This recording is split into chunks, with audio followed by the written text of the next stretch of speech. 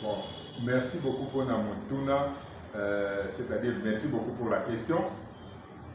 En fait, ce qui te bandit kolobela M23, na ebandeli ya bitumboyo tokoki kobunga nzela. M23 ezali continuité ya ba-envahisseur oyo ba-envahir mboka na biso banda 1996. Moni? Alors, nyonso ebandaki na bitumba ya Rwanda tango FPR, Front Patriotique Rwandais, à travers armée na bango APR, Armée Patriotique Rwandaise, tango bandaki kobundisa pouvoir à l'époque, pouvoir ya président na bango ya kala ya Habyarimana na 1994. Moni place wana nde bitumbango origine ezali. Mais ezalaki ebandaki ndenge nini? Qu'est-ce qui avait motivé ça? Alors, nyonso ezali kobanda na problème ya ba-américain. Moni, tu vois l'origine. Ba-américain, notamment ba-démocrate sous Bill Clinton, un président américain. Il y a époque wana, ye abandaki komona ke ba-chinois, ba-chinois économie na bango ekomi komata koleka ya États-Unis. Bon, tango amoni boye, alobi bo finalement ces gens dengeni économie na bango ezali komata koleka ya biso, pourquoi ils montent en puissance sur le plan économique par rapport aux États-Unis? Le président a constaté, les Américains ont constaté que les Chinois ont accédé à minerai à RD Congo. Ils ont accédé à l'Angoté. Les minerai à Congolais, ils ont enrichir les Chinois. Ils ont il fallait que les Américains soient tous à la droite. Ndenge nini ngai nakoki accéder na minerai à Congolais. Question wana et réponse. Bill Clinton, président des États-Unis à l'époque, se pose la question et il n'a pas de réponse. Finalement, un de ses proches, de ses officiers, a dit il y a un soldat qui est formé aux États-Unis. Soldat qui est comme Paul Kagame. Il est formé à un projet de envahir le pouvoir na Rwanda. Ce qui est ici, a commis le pouvoir na Rwanda. A commis kuna balamoko ye a causé sa biso, a coaidé biso, il va nous faciliter d'accéder au Congo. Donc après il y a comme on a pouvoir na Rwanda, a commis président kuna tobe a bengano yazali, si manango yende to pesa makoki pour akota na Congo, a bengana pe Mobutu à l'époque, sikoyo to accéder na minerai à Congo. C'était ça. Pourquoi? Pour YP Kagame yango to FPR yango ezalaki pe na projet koloba ezalaki projet global na ko expliquer yango na ndenge tozali kokoba na émission to ko comprendre. Sikoyo basalisi Kagame en bref kokota na pouvoir na Rwanda boyebi ndenge bitumbelekaki na 1994 ba FPR yango baboyi toutes sortes de négociations na pouvoir ya époque wana na Rwanda. En 94, baboyi négociation, il y a un nyonso baboyi pour qu'il faut objectif arracher le pouvoir. Ce qui va arracher en gros, c'était ça le mot clé aux Américains il faut arracher le pouvoir à tout prix. Alors si quoi mécanisme nyonso etiamaki en place pour être bayo Canada gouvernement oyezalaki à l'époque na Rwanda. Le gouvernement ezalaki wana ba mécanisme nyonso ezalaki pour bayo Canada basala gouvernement ya naloba gouvernement commun gouvernement ya union nationale et FPR yango bandimaki yango te po bango bazalaki na objectif na bango oyo ezalaki pour arracher et diriger seul les Rwandais. Alors, après avoir pris le pouvoir, makambo bakosala simanango selon bato financé bango, c'est-à-dire Bill Clinton, président américain.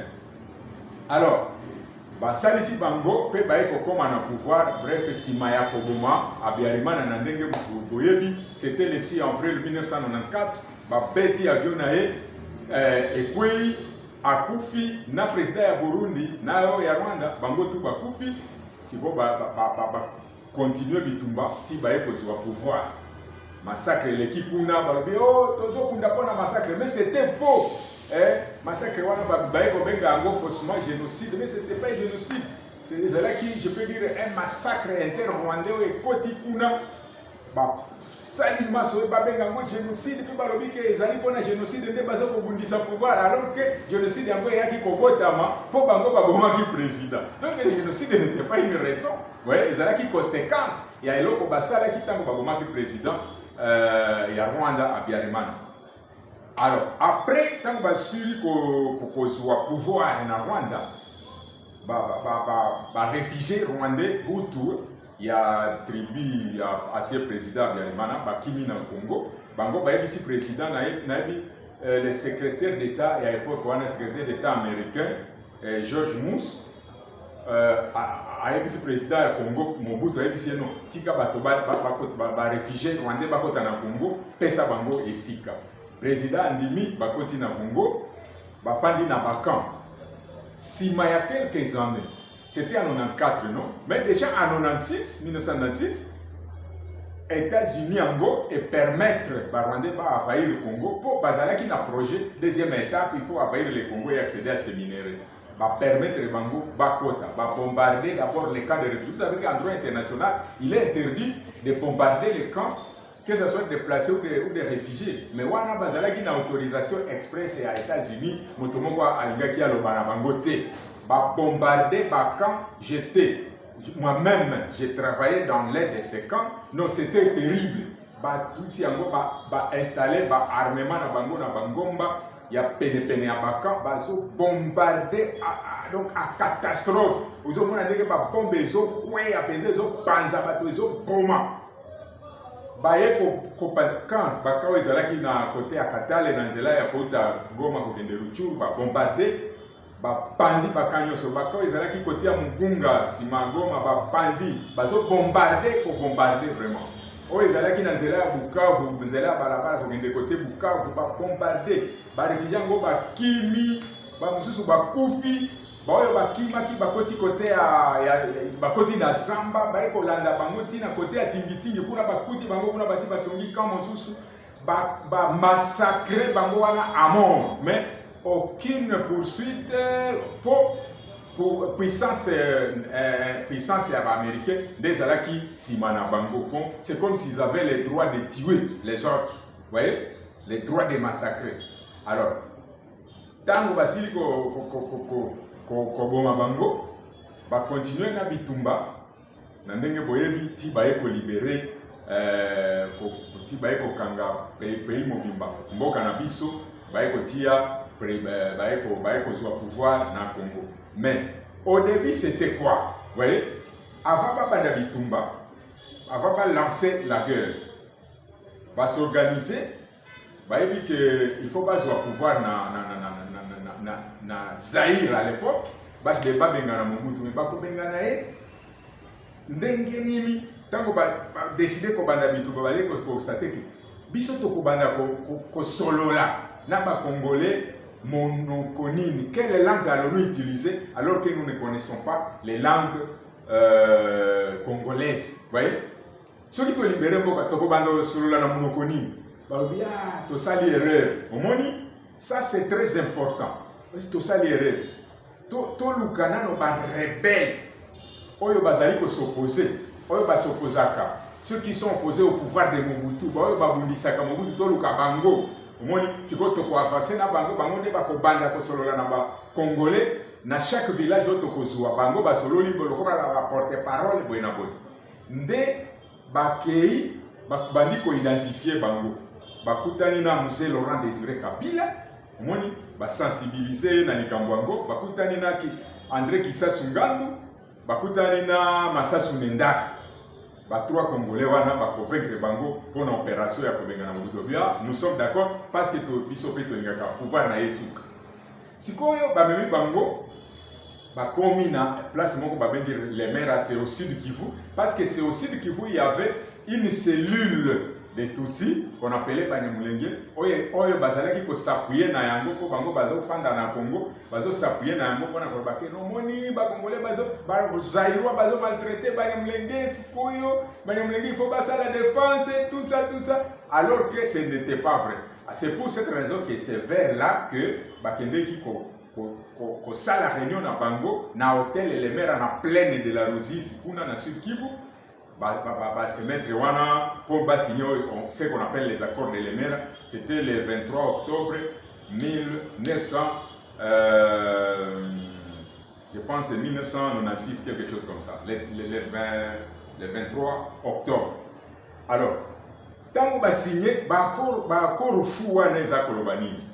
Premier article, balobi awa, parce que chaque personne, chaque individu na kati ya bango azalaki na mouvement naé, hein, azalaki na parti naé, mouvement armé. Bon, chaque personne avait son parti politique, hein, ou mouvement armé naé. Kabila le père azalaki na yaé, Kisasu Ngandu naé, ba mususu wana na ya bango. Sikoyo bango baye na ya bango, batie 4 partis wana ensemble balobi to créer le komoko tozo benga Alliance des forces démocratiques pour la libération du Congo, ba bengi yango AFDL. Zokande na kati soki olandi bien AFDL Congo ezawapi na kati omoni ezate lobi AFDL Alliance des forces démocratiques pour la libération balobi du Congo, mais na sigle yango Congo ezate. Pourquoi? Parce que en réalité, parce que comme je vous ai toujours dit, les Tutsis sont des trompeurs. Ils sont toujours ils ne disent jamais la vérité. Ils ne disent jamais la vérité. Alors, c'était quoi en réalité? C'était une copie. Il y a un komoko basala kala, oyo bazali ko benga AFDLA, et c'est là qui Alliance des forces démocratiques pour la libération de l'Afrique. De basala kala, de basala ngo kala. Donc ezali ko sangisa ba armée nyonso donc ba mboka nyonso ya ba nilotique oyo eza dirigé na ba nilotique ni ko Uganda, Rwanda, je ne sais pas, Burundi à l'époque, pays mususu lokola Éthiopie, Érythrée, je ne sais pas, Somalie, bamboka nyonso eza na banilotique, hein, de bazali ko sangisa bazo former balobi bako former armée na bango ezalaki déjà basi basala initiative yango ya AFDLA, Alliance des forces démocratiques pour la libération de l'Afrique. Yango ezali mouvement oyo ba préparer depuis kala pona kobundisa ba pays nyonso oyo ezali dirigé na ba Bantu, ouais, na ba Bantu. Donc après notre pays, après donc les Zaïre, il fallait il faut attaquer. Donc c'est dans leur plan, ça existe.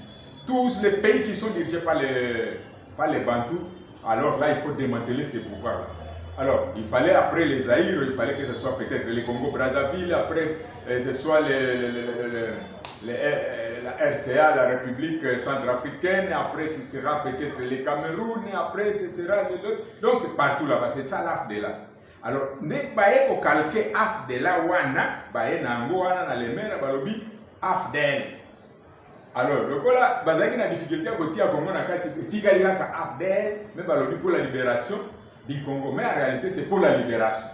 Hein? Alliance des forces démocratiques pour la libération. Basuki wana. Mais baye koloba du Congo est comme théorique na kati, mais ça na katité ce communion. Pour bazo calquer ngo na AFDLA. C'est ce que je suis en train de vouloir préciser. Pour baboka mususu ezali awa, ta mususu bandeko na biso ya Brazzaville bakoki kolanda pe mission yo. Komona bango bafungwa donc bakangani miso bazo ebate eloko ezoleka bakanisi que ça ne nous concerne que nous, alors que ça concerne presque toute l'Afrique centrale. Alors sikoyo basali nini signé accord wana balobi oyo eza très important balobi il est créé ce jour à l'hôtel de Les Mers une alliance des forces démocratiques pour la libération du Congo, balobi qui sera, c'est le premier article, qui sera appuyé ou accompagné militairement par les forces de AFDLA. Omoni Bon, ceux qui ont tangi na oyo baeko komalelo bakoloba lisusu par les forces de l'AFDEL, alors que c'est l'AFDEL qui vient d'être créé. Non, c'est en réalité AFDELA. Hein? Donc, c'est-à-dire, les militaires bakouta na bamboka nyoso wana pour baya ko appuyer AFDEL ko beta biso awa. Balobi na article musu wana après ça balobi siko mabele ya Congo na nyoso eza na kati ya mabele ya Congo ya Zaire ekomi ya AFDEL. Bon batie ba blague nyoso mususu wana eza kuna soki oluki yango na Google okozwa yo koma kaka accord de l'EMER okomona makambo nyoso wana me okoki moko kiko kweya na kopi moko basi ba pirata batiki AFDEL la batiki AFDEL mais on comprendre que soki etika ndenge wana AFDEL article premier wana on peut comprendre yango te comment on peut créer AFDEL pe kozala appuyer na ba force militaire et AFDEL. C'est quoi ça? Ça ne se comprend pas, mais c'est en réalité AFDELA. C'est ça. Alors, tant que wana babandi bitumba, il fallait que bande konabiso ya bakongolo bakota ki na eloko wana babanda kosala bazala lokola ba porte parole. Sikoyo tango babandaki bitumba, babandi bitumba à l'est. La première fois tango ba Congolais bazalaki na mouvement wana bazaki basi ba signé yango ba code de l'EMER ba moni ba libérer par exemple Goma tant ba libérer ba moni ba bengi ba jeune ba kota na mouvement lokola bato ezalaki basi ba lebi Mobutu ba jeune ba yebele Kisasu Ngando asali erreur André Kisasu Ngando alobi ba Rwanda ba kozonga na bango biso ba Congolais to ko libérer boka na biso moko pour ba na moni quand même tosi ba soda ebele ba koti na mouvement. Ces Rwandais peuvent retourner chez eux. Mbala moko bakangiye tango déclaré ki wana bakangiye basali maso akota embuscade bango moko ba monter embuscade yango babomi kaka pona eloko wana. Après bakomi na Sud Kivu babomi pe Masasu Nendaga na koloba mingi te pona ye pe babomi parce que pour eux tous ceux qui les accompagnent il faut qu'ils meurent. Ye pe baboma ki ye Masasu Nendaga pour azalaki na père moko ya na moboti moko ya Congolais mosusu azalaki ya bango mais apparemment abandaki ko se pacher plus na moboti na ya Congolais balobi oyo pe to lekisa balekisi ye. Alors sima nango batikali na Laurent Désiré Kabila ye moko ba évoluer donc azalaki train zunzu koleka bango ba avancer tango ba libérer Kisasa na Mokuse tango ba libérer yango babani koloba totia nani na présidence mbala moko se proclamer président comme il était porte-parole alors qu'il était encore à Lubumbashi à se proclamer président. Bazangi eloko akosa bibo sava on avance après bonandenge boyebi aye koloba susu te bino bozonga chez bino lokola bobandi komona ba Congolais ya makasi boye bozonga pa na bino toko soki ezali lifuti toko futa balobia asali mabe babandi mouvement ya RCD na ndenge boyebi makambo donc bitumba ebandi lisusu de nouveau boyebi makambo elekaki awa babengani basoda bango tango bange ko attaquer lokolo awa babengani bango bakimi na Angola Rwanda ekozwa bango wana bakeli lisusu ko banda bitumba na leste ya RCD sikoyo bayeli lisusu pona ko mundisa musée Laurent Désiré Kabila simanango moko baeko bomae na ndenge boyebi après ça ba installer oyo azalaki na obédience na bango quelques Congolais pe bandimie tout ça bon histoire wana boyebi je ne vous raconte rien de nouveau. Donc c'est de cette manière là que ces gens nous ont eu pe bayaki kozwa pe bebele ya ba Congolais ba se rallier na bango pona ko installer pouvoir na bango na Congo batie pe chef d'état-major ya Rwanda James Kabarebe ya komi chef d'état-major awa na kine donc makambo ebele boyebi nde bandi kotisa sikoyo ba étranger wana na armée na biso pour leur objectif il fallait qu'ils régner vraiment bazwamboka. C'est comme ça qu'ils sont entrés. Article 4 ya accord wana elobi je pense à l'article 4 balobi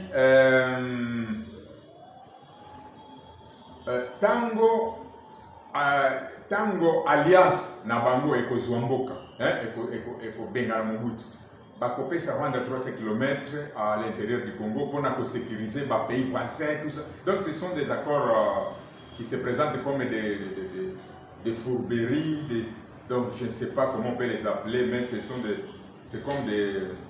Bon, je ne sais pas comment les qualifier, ce sont des accords fous, je pense. Bon, et les juristes congolais, non, ça n'a pas de valeur juridique et tout ça. Mais au même moment, ça nous cause la guerre. Ça peut ne pas avoir une valeur juridique, mais au moins, à cause de ça, nous sommes en difficulté pendant plus de 20 ans maintenant. Alors, on ne peut pas négliger quelque chose comme ça. Donc, on doit s'y mettre parce que Bango, Tilelo Baza Kolandelango. Ah, voilà. C'est un peu ça, pour ce qui concerne un peu les détails, on appelle ici. Donc, c'est un peu ça, c'est ça un peu où ils allaient motiver.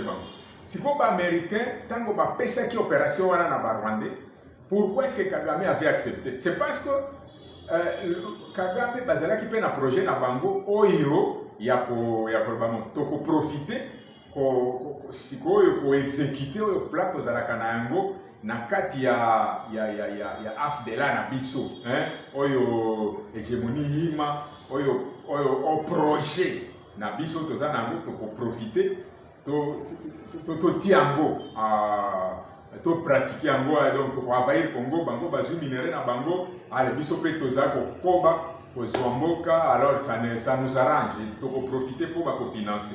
Donc c'est comme ça que les choses se sont déroulées et c'est de cette manière là que la guerre continue à se dérouler. Donc c'est ça l'objectif. Donc sikoyo pour les Américains il faut que comme pour les Occidentaux, il faut que comme à l'étape ya kata mboka na biso pour si pour Américains pas été nyoyo ba français awa, je ne sais pas ba anglais kotoyo, je ne sais pas ba mususu awa. Donc c'est un peu ça ce qu'ils cherchent. Merci beaucoup. Donc base ezali na États-Unis, donc na ba démocrate notamment Bill Clinton.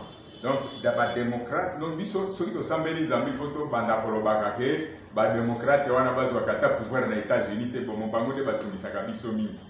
Donc ba noirs américains en principe pour nous aider, il fallait que les démocrates ne le sont pas en réalité. Parce que ceux qui sont les démocrates, les Rwandais déjà démocratisés avant qu'ils aient imposé démocratie ailleurs.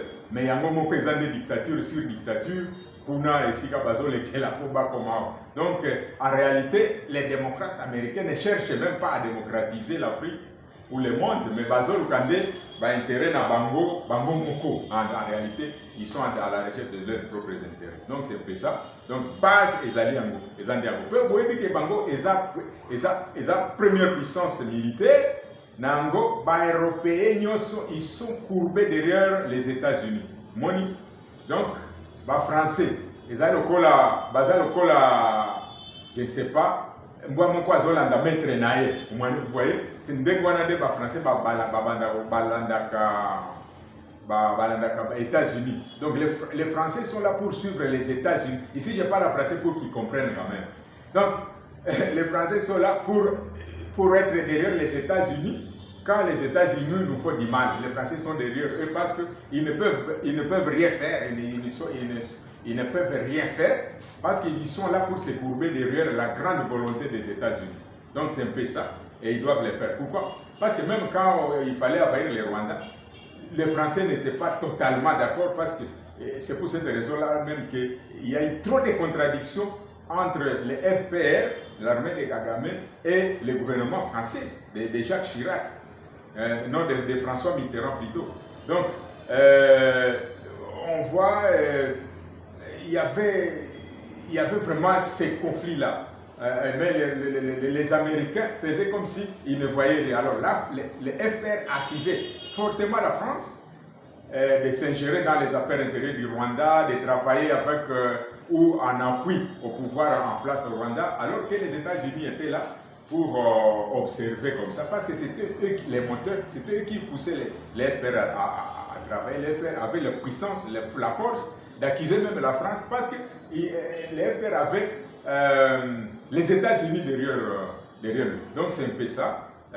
Donc j'ai dit, je réponds à votre question, que ce sont les États-Unis, notamment les démocrates, et ici précisément l'ancien président Bill Clinton. Oui, comme je l'ai dit avant, leurs stratégies sont lesquelles il faut se liguer avec des Congolais pour réussir. Ça, c'est un. C'est pour cette raison-là, il y a une question très importante que je vais éclaircir ici. Bato mingi oyoka kabaza koloba.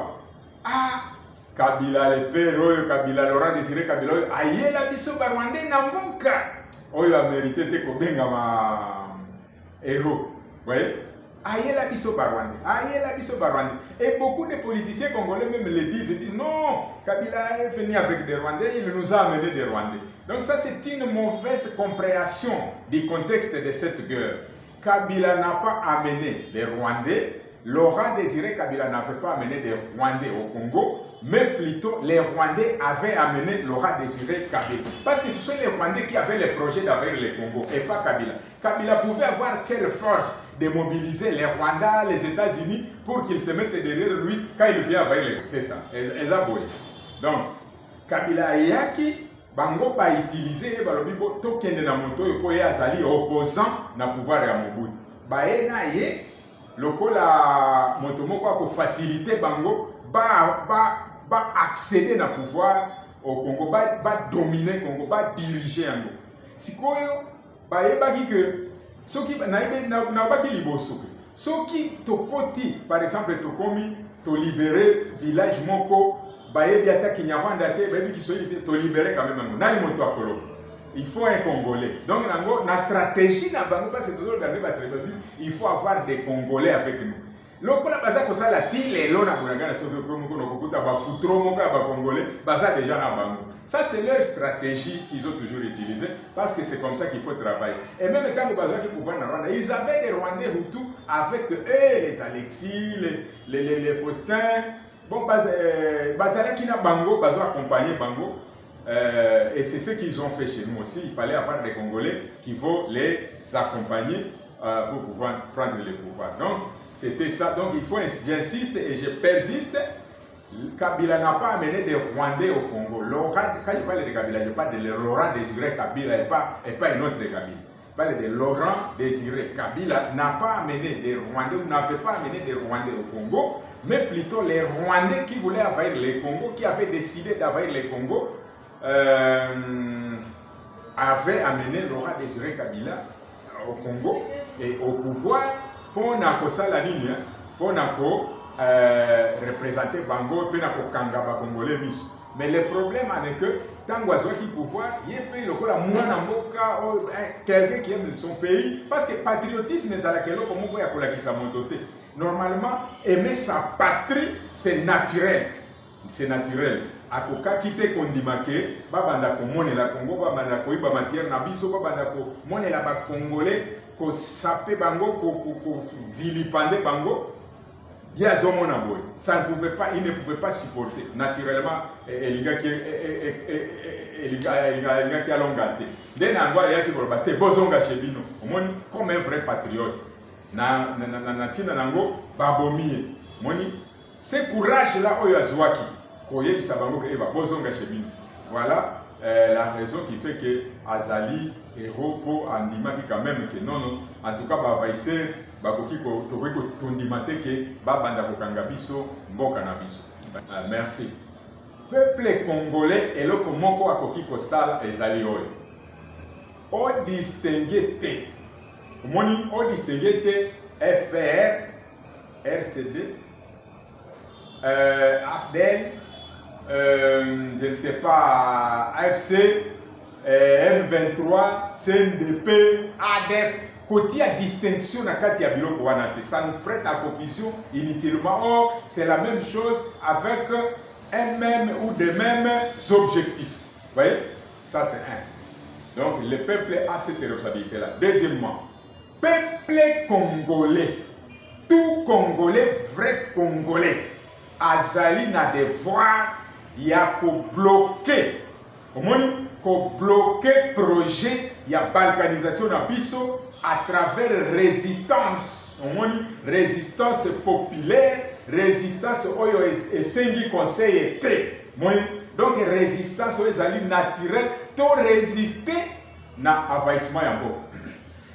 Moto moko andimate que non omoni to lelo esika bazozo esika baza ozwa lisusu mikolo oyo mpo bazolinga barevenir au pouvoir moni bayaki kobungisa pouvoir na bango ntango président nationaliste Félix Antoine Tshisekedi azwi pouvoir bakonstate ke babungisi mboka balingi bazonga lisusu nde babandi komanipule lisusu M23 tout ça M23 ngo mpe na stratégie lokola ils se sont toujours les mêmes stratégies babandi kobenga bakongolais moko bakende kuna heureusement ndenge bozali komona bango ce sont seulement les Congolais d'obédience rwandaise omoni eza obédience ya baenvahisseur kaka baoyo bazalaki trop près na pouvoir na bango tango pouvoir na bango ezalaki na mboka batiaki awa pouvoir na bango na présidence na forces armées état-major je ne sais pas tango batiaki James Kabarebe kaka baoyo bazalaki koaccompagner pouvoir yango nde bazokende lisusu kolanda bango esika bazali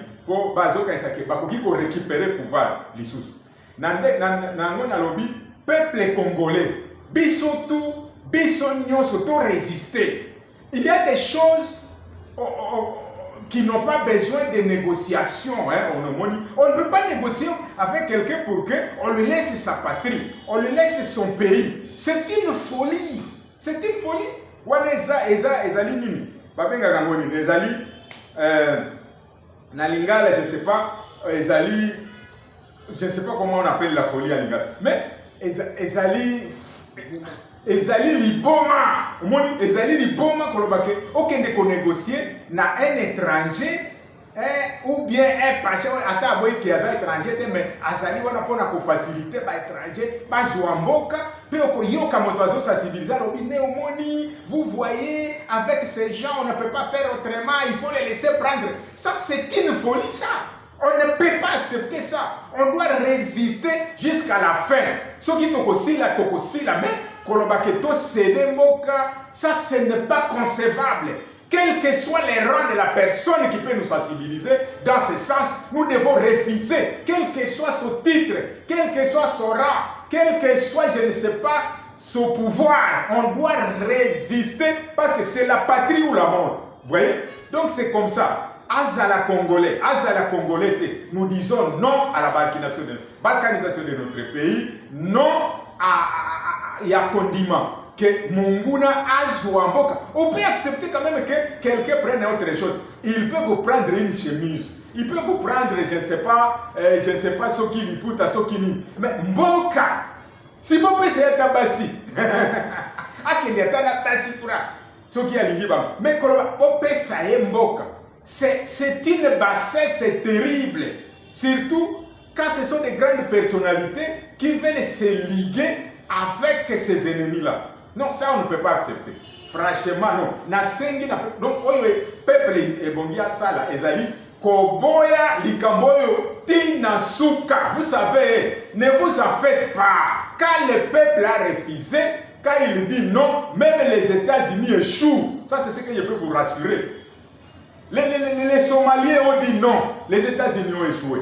Les Vietnamiens ont dit non, les États-Unis ont échoué chez eux. Les Colombiens ont dit non, ils ont échoué. Partout, même en Afghanistan, partout, les gens ont dit non.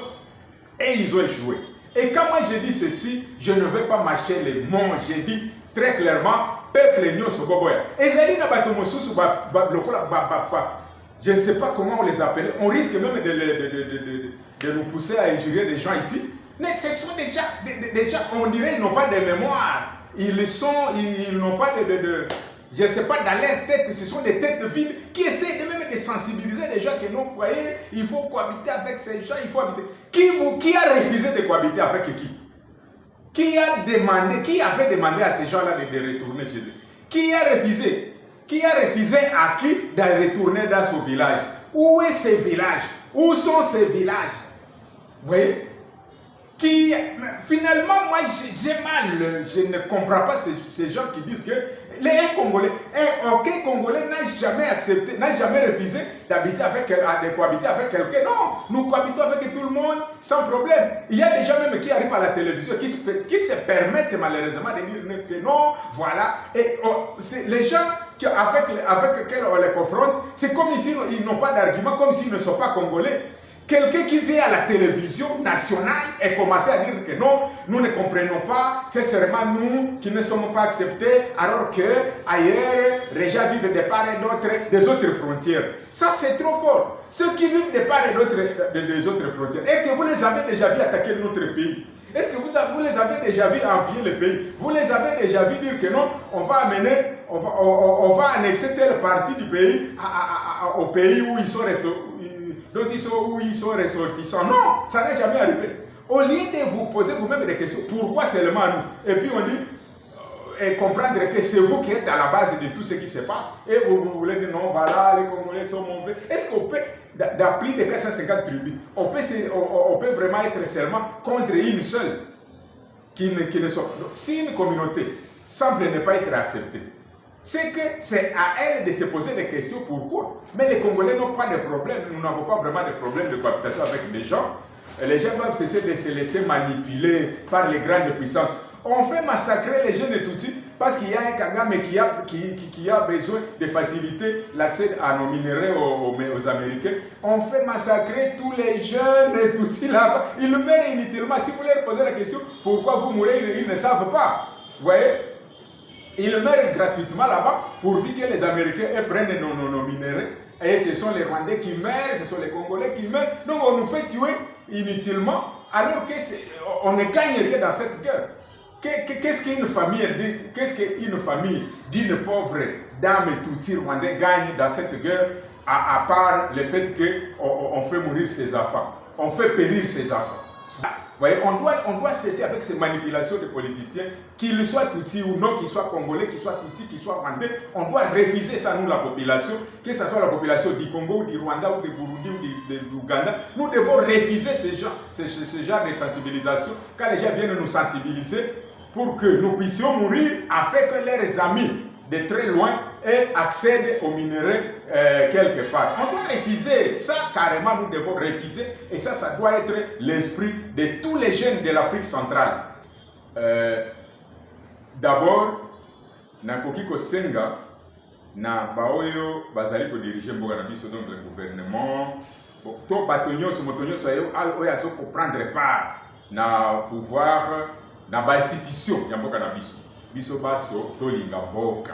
C'est quand même bizarre naya motolokola ngai yawa naya ko kanisa ke c'est très important que moto moko boye azala je ne sais pas quelle personnalité, une grande personnalité azala lisusu sensibiliser pona likambo ya muke ya amour de la patrie. Imaginez-vous par exemple oloba bolelo na kosolola na ba colonel na ba généraux na ba major ya mboka na biso pona côté ya bango que il faut balinga mboka na bango. Ça c'est trop bas. Vous voyez? Imaginez-vous oya koloba ke na kozwa ba professeur ordinaire en droit et en sciences politiques et en sciences sociales et en mathématiques et en philosophie na fandisa bango na banda koyebisa bango ke omoni moto alingaka mboka na ye. Ça c'est quoi? C'est trop bas. C'est naturel, l'amour de la patrie est naturel. Donc, aimer sa patrie, ça doit être naturel. C'est ce que je peux demander aux Congolais. À tous ceux qui sont dans nos institutions, franchement, ça nous ridiculise quand on dit qu'un petit pays qui ne vaut presque rien par rapport à notre étendue, mais va nous agenouiller et tous les jours on sera en train de pleurnicher. Oh les Rwandais. Finalement les Rwandais c'est quoi? Ou les Rwandais c'est qui? Hein? Est-ce qu'ils doivent nous agenouiller vraiment nous Congolais? Et nous on reste là seulement en train de danser, en train de boire, en train de je ne sais pas faire quoi. Mais alors qu'un petit pays nous fait marcher à quatre pattes, ça ce n'est pas normal. Chacun doit être conscient. Tozala qui n'a le coup mon époque à l'époque à Mobutu, quelqu'un voit, on dit oui à Zaïrois. On dit que vraiment il est Zaïrois, vous êtes fiers de l'être. Mais pas, on ne doit pas rester comme ça, être humilié.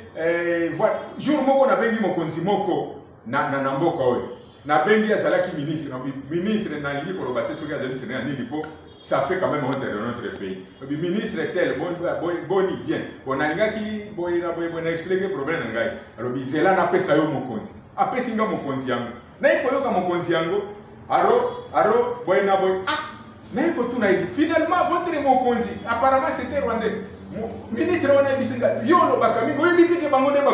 il y avait même des ministères avant, il y avait des ministères où on pouvait voir un ministre, ministre, il y a derrière lui, le vrai ministre rwandais est derrière lui, c'est lui qui doit décider à sa place. Et ça c'est une humiliation terrible et on ne doit pas accepter ça. Donc là, naza mwana Kivu, motako sangaite, naza mwana Kivu, donc là on peut ça pas détailler milité. Mwana Kivu nyonso donc oko tromper yete ata na sali sembla rien na koyeba ata o sali ni ngai na koyeba. Ata nazo mona yote na koyeba ko ya zamani. Donc c'est ça.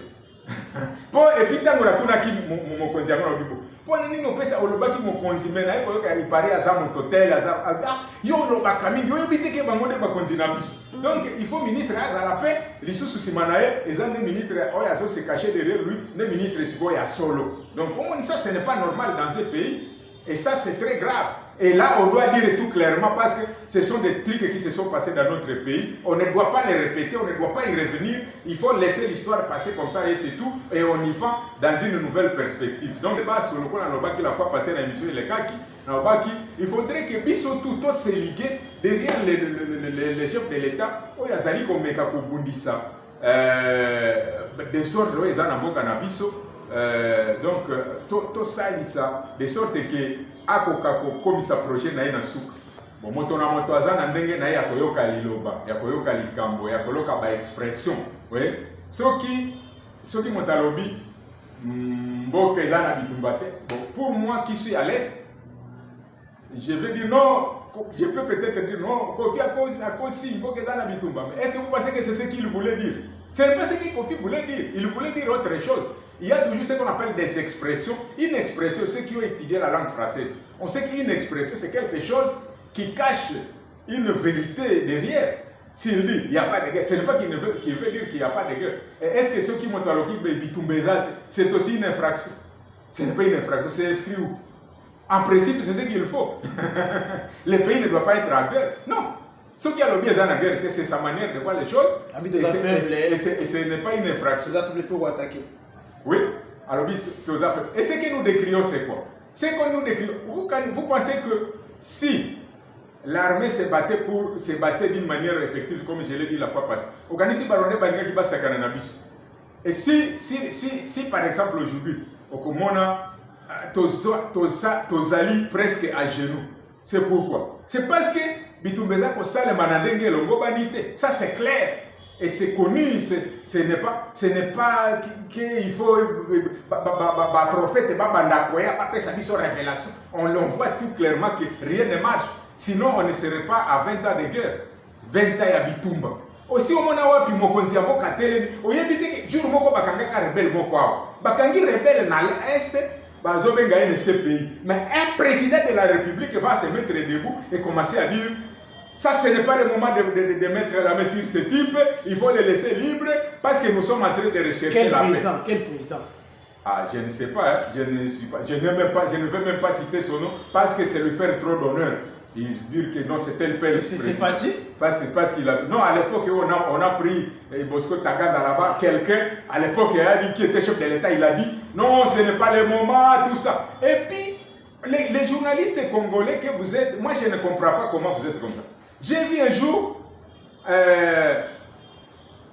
Motomoko oyo bafonda ba rébellion na biso na mboka na biso, un président d'un de ces pays déclare que moto azali ko moto oyo azali responsable par exemple des ADF ou des M23 ezali telle personnalité na mboka Congo. Mais nakoya koyoka moto lokola soki Museveni na lobi eloko okoyoka awa Museveni afundi moto awa na Kinshasa lobby, c'est elle qui est responsable des ADF. Au moto azana Kinshasa. Mais okoyoka journaliste moko awa na Kinshasa bandi ko tele malobi te. Museveni azokosa. Na lobby c'est déjà so de fou. Yo yebi makambo yo koyeleka Museveni. Oleyebi yango koleka Museveni pour ya ko défendre moto.